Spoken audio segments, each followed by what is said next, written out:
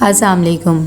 आज हम बात करेंगे मोहब्बत सतरंगी के 79 एपिसोड के बारे में। तो वीडियो शुरू करने से पहले हमारे चैनल को सब्सक्राइब कर लीजिए अगर अभी तक आपने नहीं किया, ताकि हमारी हर न्यू वीडियो आप तक पहुंच सके। यहाँ पर मारिया आती है और आकर सब घर वालों को बातें सुनाने लग जाती है कि मैं आप लोगों को छोड़ूंगी नहीं, ये सब कुछ आप लोगों ने मिलकर किया है और हुसन आरा का आप सब साथ दे रहे हैं, मैं तो उसे पुलिस के हवाले करके ही रहूँगी। इतनी देर में ये सब बातें सुनकर जुबैदा बहुत ज़्यादा परेशान हो जाती है और बाकी घर वाले भी कि अब क्या बनेगा। हुमा जैसे ही अयान और महानूर को देखती है तो कहती है कि तुम लोग कहाँ गए थे, मुझे बता के नहीं जाना था, इस घर की सरबरा मैं हूँ, मुझे बता के जाया करो। अयान कहता है कि आप कहीं जाती हैं तो हमें बता के जाती हैं, और वैसे भी हम लोग शॉपिंग पे गए थे, मेरे ख्याल से मैं आज से पहले भी आपको कभी नहीं बता के गया और ना ही मुझे ज़रूरत है इस चीज़ की। दूसरी तरफ मारिया फ़ोन करती है अजीम को और उसे कहती है कि मेरी बच्चे को जहाँ मर्जी से लेकर आओ। अभी वो बात कर ही रही होती है कि रास्ता भी आ जाती है और उसे कहती है कि तुम हौसला रखो, इंशाल्लाह सब बेहतर हो जाएगा, समीर को कुछ भी नहीं होगा। लेकिन मारिया उस पर भी गुस्सा करती है और कहती है कि आप सब हुसन आरा को बचा रहे हो, इसीलिए तो पुलिस को भी नहीं बताया, लेकिन मैं पुलिस को एक एक बात बताऊंगी। राजदा कहती है कि तुम्हें पता है कि मैं इस घर के खिलाफ नहीं जा सकती हूँ, इसीलिए बस मैंने कोई ऐसी बात नहीं बताई है, प्लीज़ तुम मुझे माफ़ कर दो। वो जाती है जहारा के पास, जब वो महानूर से बात कर रही होती है, जैसी वो उससे बात कर लेती है तो कहती है कि तुमने अपनी बेटी को सारी बातें बता दी हैं, वैसे मुझे तो हुसन आरा पे हो रहा है, अपनी बहन को कहो कि उसके बच्चे को ला के दे दे, वो बेचारी बहुत ज़्यादा रो रही है। जहारा कहती है कि पहली तो बात है मेरी, मुझे नहीं पता कि वो कहाँ पे गई है। यहाँ पर मारिया फिर से आती है नीचे और आकर बोलने लग जाती है और कहती है कि अजीम मुझे डिवोर्स दे दो, मैं अब आपके साथ रहना ही नहीं चाहती हूँ, आप हुसन आरा को ही रखो, मुझे पता ही नहीं था कि आप लोग ये सब कुछ करेंगे, मैंने अमेरिका की पुलिस को भी कह दिया है, अब देखना ये सब कुछ क्या होगा। अजीम कहता है कि तुम्हारा दिमाग ख़राब तो नहीं हो गया, तुम क्या कर रही हो, सब बेहतर हो जाएगा। जैसे ही वो बातें सुना के जाती है तो माँ भी बहुत ज़्यादा परेशान हो जाती है। अजीम कहता है कि प्लीज़ अगर आप लोगों को भी पता है हुसन आरा का तो मुझे बता दें, वरना मसला इतना ज़्यादा ख़राब हो जाएगा कि मैं भी संभाल नहीं सकूँगी। यहाँ पर महानूर अयान को बताती है कि हुसन आरा समीर को लेकर चली गई है, जिसकी वजह से मारिया चाची बहुत ज़्यादा परेशान हो गई हैं। को जब ये बात का पता लगता है तो वो भी कहता है कि वैसे ऐसा नहीं करना चाहिए था आरा को, वो कितनी परेशान हो गई है। यहाँ पर राजदा आती है और आकर साबिर और कासिम को भी बता देती कि आज घर में पुलिस आई थी, पता नहीं हुसन आरा कहाँ समीर को लेकर चली गई है। कासिम कहता है कि पुलिस को इस घर में नहीं आना चाहिए था, वैसे ही तफ्तीश कर लेते, लेकिन मुझे तो कुछ समझ नहीं आ रहा कि कहाँ ले गई है आरा। साबिर भी बहुत ज़्यादा परेशान होता है और कहता है कि चलो हम देखते हैं जहाँ तक हमारी पहुँच हो सकती है। यहाँ पर टीना बहुत ज़्यादा परेशान होती है, वो एनी को कहती है कि अब मैं तुम्हारा बिल्कुल भी साथ नहीं दूंगी, तुमने पैसों का जो करना है वो करो, क्योंकि मैं तुम्हारी क्राइम पार्टनर नहीं हूँ।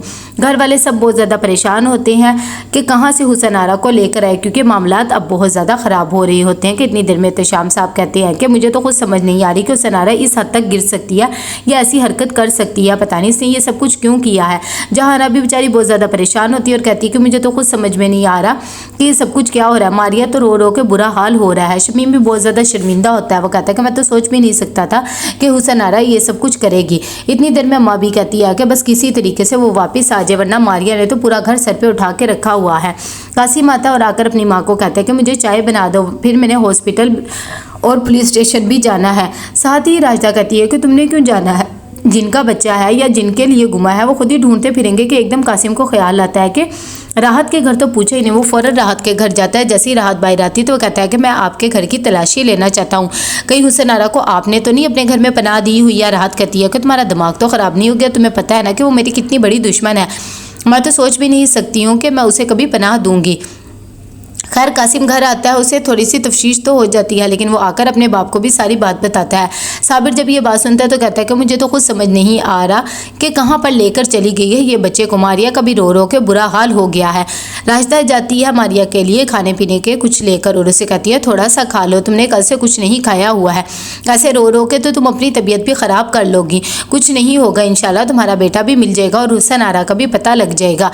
लेकिन मारिया को कहीं भी सब्र नहीं आता, वो कहती है कि मैं कैसे खा सकती हूँ जब मेरे बच्चे का भी कुछ नहीं पता लग रहा, भला माँ के गले से एक निवाला भी निकलेगा। दूसरी तरफ राजदा आती है और आकर जहारा को कहती है कि अपनी बहन को कहो कि वापस आ जाए। ये बात सुनकर जहारा को भी गुस्सा आ जाता है और कहती है कि मेरे मुंह ना लगो। कासिम भी जगह जगह पता कर रहा होता है कि हुसन आरा का कहीं से कुछ पता लग जाए ताकि वो समीर को वापस ला सके।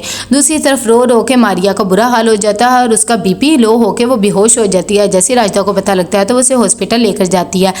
यहाँ पर एनी आती है और आकर पैसे सारे महाजबीन के पर्स में रख देती है। महाजबीन को पता ही नहीं होता, वो वही पर्स उठाती है और हारिस के साथ जाने के लिए तैयार हो जाती है।